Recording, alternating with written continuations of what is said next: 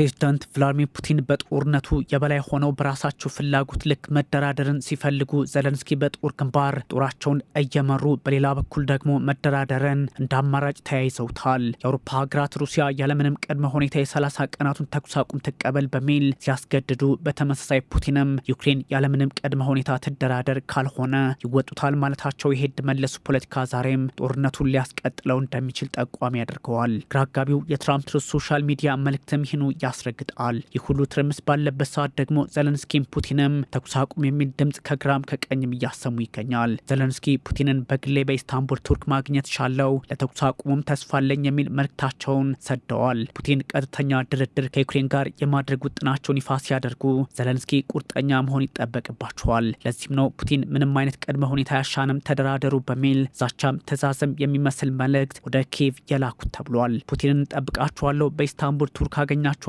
የሚሉት ቮሎዲሚር ዘለንስኪ ከእንግሊዙ ጠቅላይ ሚኒስትር ኬር ስታርመር፣ ከፈረንሳዊ ፕሬዚዳንት ኢማኑኤል ማክሮን፣ ከፖላንዱ ጠቅላይ ሚኒስትር ዶናልድ ተስክና ከአዲሱ የጀርመኑ መራሄ መንግስት ፍሬድሪክ ሜርዝ የደረሳቸውን ሞስኮ የ30 ቀናት ተኩስ አቁም ማድረግ አለባት የሚል ተስፋቸውን ፑቲን ውሃ ቸልሰውባቸዋል። ምክንያቱም ፑቲን የራሳቸውን መደራደሪያ ይዘው ብቅ በማለታቸው ፕሬዚዳንት ዘለንስኪ ከሰኞ ጀምሮ ያቀረብናቸው የተኩስ አቁም ውጥኖች ይተግበሩ ሲሉ፣ በተመሳሳይ በኪየቭ የነበሩት የአውሮፓ ቁልፍ መሪዎች ከሰኞ ጀምሮ ክሬምሊን ለ30 ቀናት ያለ አንዳች ቅድመ ሁኔታ ተኩስ አቁም ማድረግ አለበት በሚል በፑቲን ላይ ጫና ለመፍጠር ሞክረዋል።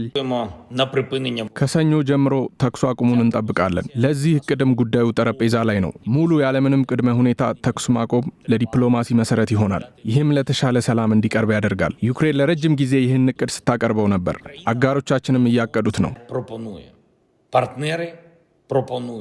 ግን ጦርነቱ ቀጥሏል። ያም ሆኖ ግን ፕሬዝዳንት ፑቲን ሾክን በሾክ የምዕራቡን እቅድ በራሳቸው እቅድ እየተኩት ይገኛል። ለዚህም ነው ፑቲን በራሳቸው ፍላጎት ልክ የተሰፋ ስምምነት ማድረግ ይፈልጋሉ፣ እየሆነ ያለው ይሄው ሆኗል በሚል ዋሽንግተን ፖስት ጠለቅ ያለ ሀሳብ ይዞ የወጣው የክሬምሊን እቅድ ከመጀመሩ በፊት ጊዜያዊ ወይንም ዘላቂ ተኩስ አቁም መደረግ አለበት የሚል ብርቱ አቋምም አላቸው። በዛ ላይ ፑቲንን በኢስታንቡል ካላገኟቸው ይላሉ ፕሬዝዳንቱ የ30ና የ72 ሰዓታቱ ተኩስ አቁም ላይ የሰነበቱት ፑቲን በእርግጥም ጦርነቱ እንዳስተላቻቸው የሚጠቁም ሆኗል። ከዚህ ሲሻገርም ዘለንስኪ ታይቶ በማይታወቅ ሁኔታ ፑቲን ጦርነቱን ለመቋጨት ሀሳቡ እንዳላቸው ለመጀመሪያ ጊዜ ፍንጭ ሰጥተውናል በሚልም ማረጋገጣቸው ከትላንቱ ዛሬ በኪየቭና በሞስኮ መካከል አንዳች መፍትሄ ሊመጣ እንደሚችል ጠቋሚ አድርጎታል። በእርግጥ ወደ ጦርነት የሚያመራ ውጥን እንዳለውም እየተነገረ ይገኛል። ከዛሬ ጀምሮ ተኩስ አቁሙን የሚጠይቁት ምዕራቡና ዘለንስኪ ቱርክን በተስፋ እየተመለከቷት ይገኛል። በእርግጥ አሜሪካን ጨምሮ ኤርዶሃን ያሳኩት ተኩስ አቁም ተቀባይነቱ ምን ያህል ሊሆን ይችላል? ብሪታንያ፣ ፈረንሳይና ጀርመንስ ቢሆኑ የኪየቭን ጉዳይ ከነሱ ውጪ መፍትሄ የሚያመጣ አካልን እንዴት ይቃኙታል? ሐሙስን መጠበቅ የሚያስገድድ ጉዳይ ሆኗል። በተቻለ ፍጥነት ተኩስ አቁምና ሰላምን ማሳካት በሁሉም ፍላጎት ውስጥ ነው።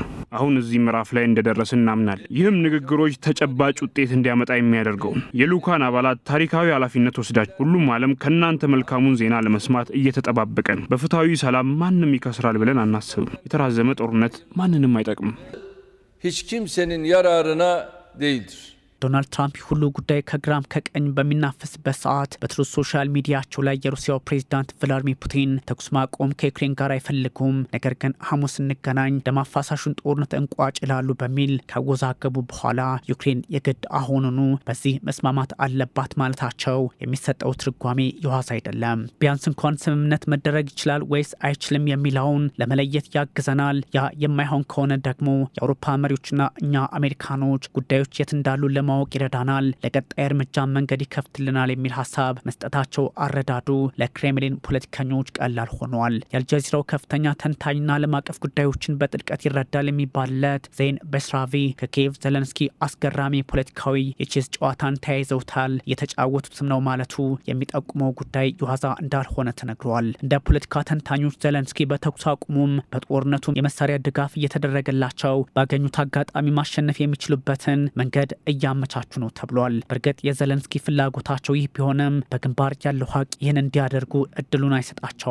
በግንባር ጦራቸውን ከመምራት እስከ ኢስታንቡል ቱርክ ውይይት ወታደራዊና ፖለቲካዊ ፍላጎታቸውን ለማስፈጸም ደፋ ቀና ላይ ናቸው። ዘለንስኪ ተኩስ አቁሙን ገቢራዊ ለማድረግ ዘለንስኪ ከአውሮፓ መሪዎች ከትራምፕና ከፑቲን ጋር የተግባባ ፖለቲካን መከተል ይጠበቅባቸዋል። ለዚህም ነው በአብዛኛው የድርድሩ ውጤት የተሳካ ይሆን ዘንድ የአንበሳውን ድርሻ መያዝ የሚችሉት በዲፕሎማሲውን በጦሩም አሁን መልካም ሁኔታ ላይ የሚገኙት ፑቲን ናቸው የሚባለው። በኪየቭ የተገኙት የበርሊን፣ ዋርሳው፣ ፓሪስና ለንደን መሪዎች ሞስኮ ተኩስ አቁሙን ተስማማ ካልሆነ ጫናችን ይበረታል ከማለታቸውን ባሻገር ሀሳባችንን ዶናልድ ትራምፕ ይደግፉታል በሚል በሩሲያ ላይ ጥርስ ነክሰውባታል። ፕሬዚዳንት ቭላድሚር ፑቲን በ80ኛው የድል በዓላቸው ላይ ፕሬዚዳንት ሺ ጂንፒንግ ተገኝተው ዓለም አቀፍ ድል ተቀዳጀን ባሉበት አጋጣሚ ነው አውሮፓውያኑ እኛም አለን በሚል ዩክሬን ገብተው የስሜትም የተጠናም የሚመስሉ ውሳኔዎችን ያሳለፉት። ለዚህም ነው ጉዞ ምልክታዊ ነው የሚባለው። ፕሬዚዳንት ቭላድሚር ፑቲን የአውሮፓ መሪዎች ያሳለፉትን የመጨረሻ ውሳኔ ያሉትን ሀሳባቸውን አጣጥለውባቸዋል። የጸረ ሩሲያ ትርክት ብለውታል። የአውሮፓ መሪዎች ሀሳባቸውንና እቅዳቸውን በግዳጅ መልክ ካስቀመጡ አሊያም ከጫኑ በኋላ ፑቲንም የራሳቸውን ውጥን ማቅረባቸው አደገኛ እርምጃ ውስጥ እንዳሉ የሚጠቁም ሆኗል። ያለምንም ቅድመ ሁኔታ ተኩስ ማቆም አለባቸው። አጽንኦት ሰጠዋለሁ። ያለምንም ነገ ዛሬ ማለት እስከ ሐሙስ ኢስታንቡል ቱርክ በግንቦት 15 እንዲጀምሩ ቀደም ሲል በተደራደርንበትና ራሳቸው ጥለውት በወጡበት ቦታ ማለቴ ነው። ከዩክሬን ጋር ትክክለኛ ድርድር ለማድረግ ቁርጠኞች ነን። የአውሮፓዎቹም ያለምንም ቅድመ ሁኔታ ፑቲን ተኩስ ያቁሙ አሉ። ራሳቸው ፑቲንም ያለምንም ቅድመ ሁኔታ ዩክሬን ተስማማ በሚል ግዳቸውን አስቀመጡ። ታዲያ ለመፍትሄ ማን ይስራ?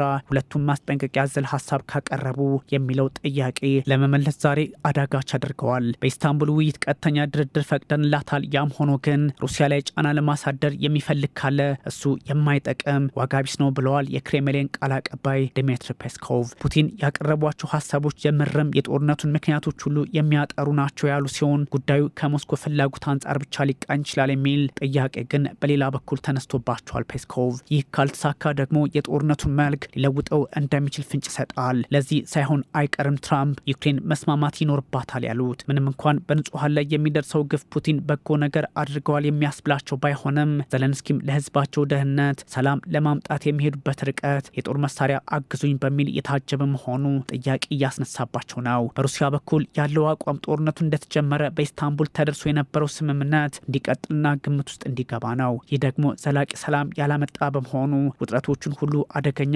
ሊያደርጋቸው ይችላል። በተለይም ፑቲን ቀደም ሲል ሲያነሷቸው ከነበሩት ፍላጎታቸው በተወሰነ መጠን ዝቅ ማለት ካልቻሉ። የቱርኩ ፕሬዚዳንት ረሲፕ ጣይብ ኤርዶሃን ለውጥረቱ መፍትሄ እንደሚሰጡት ያረጋገጡ ሲሆን ለፑቲንም ለፈረንሳዩ ማክሮንም ታሪካዊ ለውጥ የምናይበት ውሳኔ ተላልፏል በሚል ተስፋቸውን ገልጸውላቸዋል። ኤርዶሃንና ፑቲን የተነጋገሯቸው ሀሳቦች ዓለም አቀፉን ፖለቲካ በራሳቸው መንገድ የሚቃኝ መሆኑም እየተነገረ ይገኛል። ከዛም ባሻገር አንካራ የሰሜን አትላንቲክ የጦር ጥምረት አባል መሆኗ ነገሩን ያወሳስባቸዋል። አንካራ ከጥቁር ባህር ጎረቤቶቿ ከሩሲያና ዩክሬን ጋር ጦርነቱ ከተቀሰቀሰበት ጊዜ አንስቶ መልካም ግንኙነት ያላት በመሆኗ መፍትሄ ልታመጣ ትችላለች። ያም ሆኖ ግን ሩሲያና ዩክሬን ቢሸማገሉ እንኳን የምዕራቡን ፍላጎት እንዴት ማስታረቅ ትችላለች የሚለው ጊዜ የሚፈታው ነው። ቱርክ ካለችበት የጂኦፖለቲካ አረዳዷና አቀማመጡ አንጻርም በጎ ውጤት ልታስመዘግብ እንደምትችል ይነገርላታል። እጅግ ከፍና ዝቅ የሚል ፖለቲካዊ አካሄድ ሊኖራት እንደሚችልም እንዲሁ በተመሳይ የጥቁር ባህርን መስመር በመያዟ ቁልፍ ዓለም አቀፍ ሚና በሽምግልናው ላይ ልትጫወት እንደምትችልም እየተወሳላት ይገኛል። ከዚህ ባሻገርም አውሮፓ በራሱ እየተከፋፈለ መሄዱ ነገሩን አሳሳቢ እያደረገው መጥተዋል።